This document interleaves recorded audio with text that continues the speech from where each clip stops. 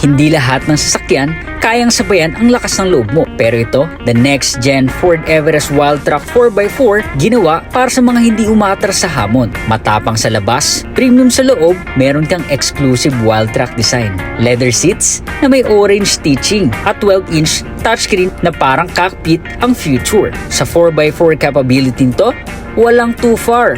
May selectable drive modes, rear locking differential, at off-road screens. Kaya bawat trail parang daan lang sa buhay. Hindi lang pang trabaho, pang adventure din. Dahil sa Everest Wildtrak 4x4, bawat biyahe may kwento. Built for the bold, ready for the wild. Handa ka na bang sumabay sa lakas nito? For the engine specification, we have 2.0-liter bi-turbo diesel engine paired with a 10-speed automatic transmission.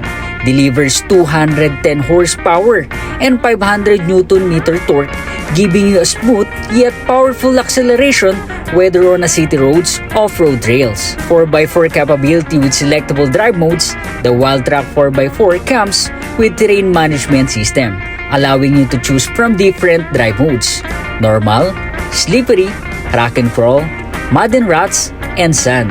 Plus, a rear locking differential helps maintain traction in challenging terrain. Perfect for adventurers and off-road lovers. For top distinctive design, unique Wildtrak grille, bold bumpers, and matrix LED headlight. For premium rug look, exclusive cyber orange accent and Wildtrak badge make it stand out from other variants. Smart technology inside for the features of 12-inch 4.3 touchscreen with Sync 4A, wireless Apple CarPlay, and Android Auto.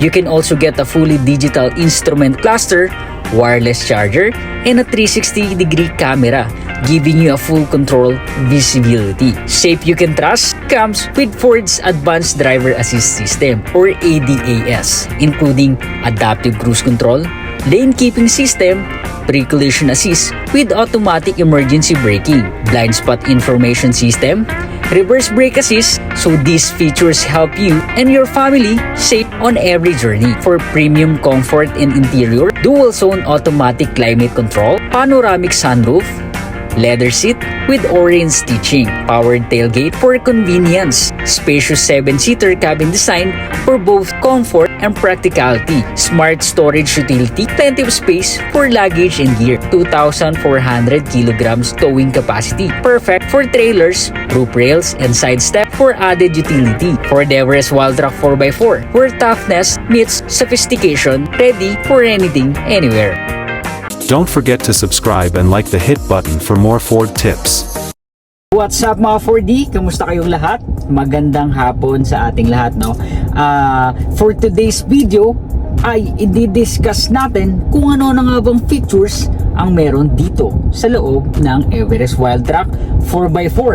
Kasi last time nag-demo na tayo ng 4x2, but this time magde-demo naman tayo ng 4x4. So ano nga ba yung pinagkaiba niya kay 4x2 at ano-ano nga bang features ang meron siya? Kaya kung ikaw ay nagbabalak bumili ng Everest Wildtrak 4x4, para sa'yo yung video na to. Let's go! Let's go! Start muna natin yung ating engine push start. Yan, so ano-ano nga ba ang meron ang Everest Wildtrak 4x4 at ano nga ba yung pinagkaiba niya sa 4x2 unit? So unahin na natin yung ating mga automatic features. Ano nga ba yung mga automatic features natin? Umpisahan na natin itong rear view mirror natin. So auto dim yan, kung nababasa nyo, ang ibig sabihin yan, once na na-detect ng ating rear view mirror na naka-high beam yung sasakyan sa likuran or malakas yung ilaw na nasa likuran, automatic nagdidim na po yan para hindi masilaw yung driver sa reflection ng ilaw galing sa likod. Napakagaling, no? Sunod natin dito yung ating wiper. Kung makikita natin yung wiper, equipped na tayo ng auto rain sensing. So para saan nga ba ginagamit yan? So kapag na-detect ni Everest Wildtrak 4x4 na umuulan, automatic po nag-wipe na yung ating wiper. So ang kinagandaan sa kanya, depende sa lakas ng ulan, yung bilis din ng palo ng ating wiper blades, no? Kung makikita nyo dito, meron siyang level ng droplet. So kapag mas mataas yung droplets, kahit konting patak lang ng ulan sa ating windshield, madedetect agad dyan ng ating sensor ng automatic rain sensing. Yung next natin, yung ating headlight. Yan. Sa headlight settings naman, kung mapapansin natin, meron na rin siyang automatic.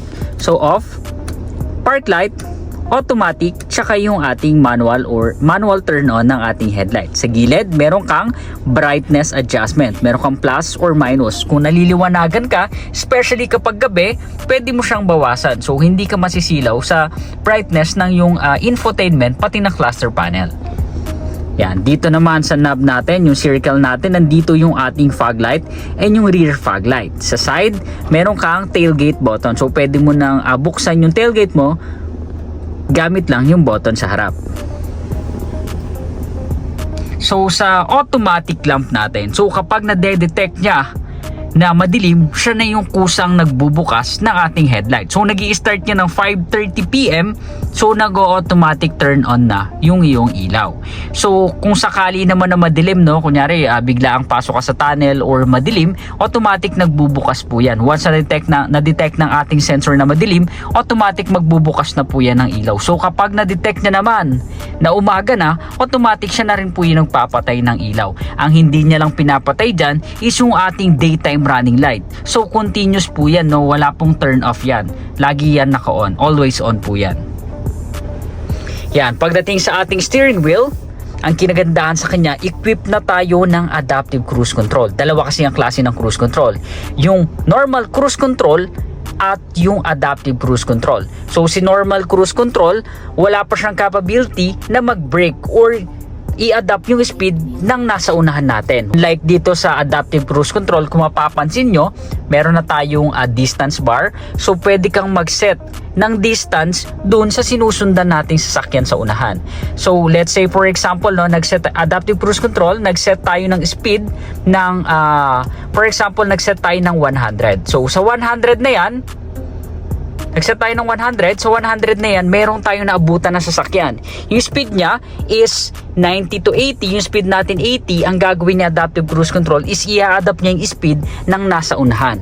So paano naman pag yung sasakyan sa unahan is huminto? Ang gagawin niya adaptive cruise control, hihinto din po siya. So within the time frame na 3 to 5 seconds na hindi umandar yung sasakyan sa unahan, hihinto na po automatically yung ating adaptive cruise control. So kapag umandar naman siya within time frame na 3 to 5 seconds is magko-continue lang po yung ating cruise control. Meron ka ring lane keeping assist. Sa lane keeping assist, dalawa po yan. Ang lane keeping assist natin, lane departure warning. Kapag lumalabas ka sa linya, bibigyan ka niya ng warning, no?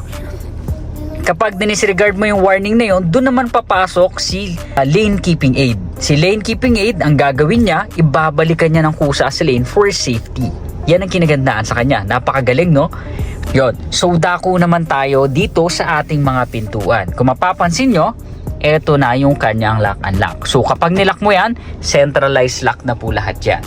So dito, kasama na rin dito yung ating fuel door. Once na magpapadiesel kayo, unlock nyo lang po yung pintuan natin, then pipindutin na lang siya ng gasoline buoy sa labas, automatic mag-open na po yung fuel door natin. Wala na po tayong ibang button dito ng fuel door. Kasama na siya sa centralized lock natin. Dito sa harap, equip tayo ng wireless charger. So ipapatong mo lang yung phone mo dyan, magcha-charge na yan. Compatible yung phone natin sa wireless charger or magnetic charger. If in case naman po na hindi compatible yung mga phones natin sa wireless charger, meron tayong USB and Type-C port dito. So pwede natin siyang i-wire, no? Naka-wire connection tayo. Pagdating dito sa harap, meron tayong 12-inch, no? Infotainment screen, touch screen po yan. Yan ang kinagandahan sa kanya. So pwede mo i-connect yung phone mo, Apple CarPlay, Android Auto. Yan ang kinagandahan dito. Pero ito, tandaan natin na wala siyang built-in navigation. Unlike sa Explorer, sa ating Bronco, tsaka sa ating Mustang na meron silang mga built-in navigation.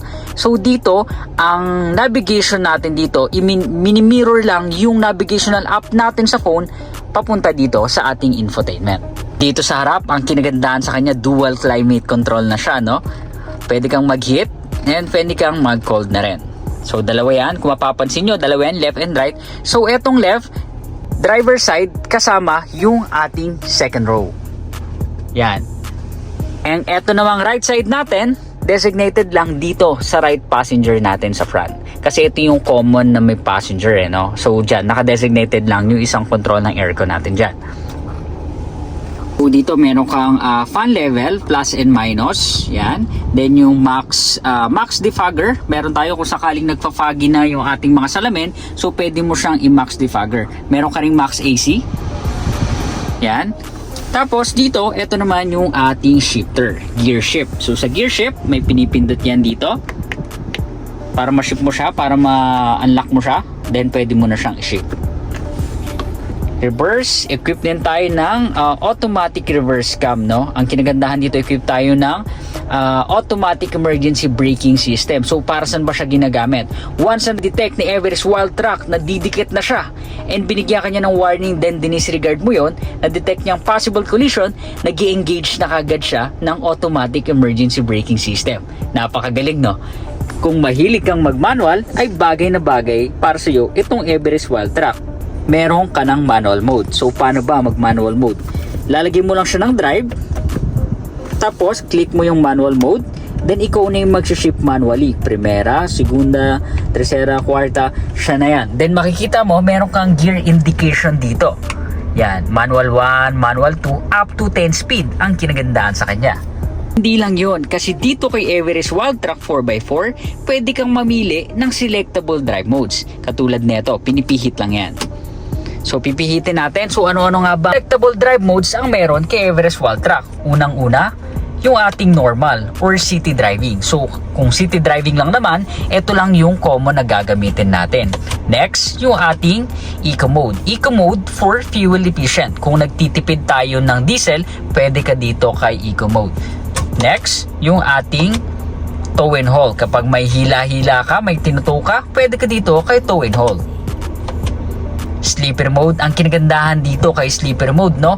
Once na ito yung gamit mo, naka-on na rin automatically yung ating traction control. So makapit na yung ating gulong. So kailan nga ba siya ginagamit? Pag malakas ang ulan, maputik or madulas yung kalsada, mas magandang gamitin siya. Pero kung ang weather naman natin is hindi naman kalakasan ng ulan, kahit normal lang po, pwede na. Mud and ruts, sand, yan yung mga selectable drive modes na meron itong Everest Wild Truck. Hindi pa natatapos dyan dahil meron din tayong 360 camera. So kung makikita natin, click lang natin yung camera icon. Ito yung ating 360 camera. So dito ka sa 360, sa rear, sa front, side by side, left and right, then sa wide front. Dito, meron ka ring off-road button dahil hindi lang siya pang trabaho, dahil pwede rin siyang pang off-road. So click mo yung off-road button natin, lalabas yan. So dito, meron kang hill descent assist, warning sensor, pati yung ating rear locking differential. So para saan nga ba ginagamit si rear locking differential? Si rear locking differential if in case na mabahura yung gulong natin, no? For example, yung gulong natin sa likuran is naguhukay lang yung kaliwang part. So ang gagawin, pag nilak mo yan, so magsasabay ng ikot yung dalawang gulong mo sa likuran, yung left and right. So tutulungan niyang makaahon yung kaliwa, magsasabay silang ikot. Yun ang kinagandaan sa kanya hanggang makaalis sila. But wait, there's more. Hindi pa doon natatapos dahil alam mo ba, si Everest Wild Truck ay equipped din ng Ford Pass. So si Ford Pass, saan nga ba ginagamit si Ford Pass? Si Ford Pass, you can remotely start, turn off your vehicle using your mobile phone. Kahit nasa ibang bansa ka, no, kung walang nag-aalaga ng sasakyan mo, walang nagpapainit or nagpapaandar, pwede mo siyang i-start gamit ang Ford Pass. Pwede mo siya i-turn off if in case na makalimutan mo yung susi sa loob ng sasakyan, hindi na natin kailangan tumawag pa ng locksmith kasi meron ka ng lock unlock button, di ba? Yun ang kinagandaan sa kanya. At isa pa, meron tayong built-in GPS. So matatrack mo na from time to time kung nasaan ang iyong sasakyan. So, di ba, napakaganda. Makikita natin, meron din tayo doong fuel level. Nandun yung percentage ng ating oil. Di ba? Saan ka pa? Napakaganda. So, kung umabot ka sa video na to, no, maraming salamat, no? Maraming salamat kasi nanonood ka ng video ko, ng mga tutorials na binibigay natin ng libre. That's right, no? That's for free. Kaya lagi kayong mag-subscribe, lagi kayong manood kung nagbabalak kayong bumili ng Ford Next Generation Vehicle, no? Kung may mga katanungan kayo, comment down below dahil gagawan po natin ng video yan, no? At hindi lang doon, no? Kung ikaw ay nagbabalak bumili, pwede nyo po akong contact akin, pwede po kayong mag-viewing ng sasakyan. Then kung may available po tayong unit, ipapa-test drive po natin sa inyo, no? Dahil dito, ang gusto ko po ay lagi kayong masaya. So kung pangarap mo itong Everest Wildtrak 4x4, punta ka lang dito, ipapa-test drive po natin sa inyo. Pwede nyo po siyang makita personal. Then kung may mga katanungan po kayo, sasagutin po natin yung personally. Yun po ang kinagandahan. Dahil ako po mismo ang magde-demo ng sasakyan para sa inyo. Yun lang. Kita-kits. Sana one time makita kita dito sa Ford Manila, no? At mabati kita ng congratulations sa bago mong sasakyan. Yun lang. Ingat and galingan mo palagi. Don't forget to subscribe and like the hit button for more Ford tips.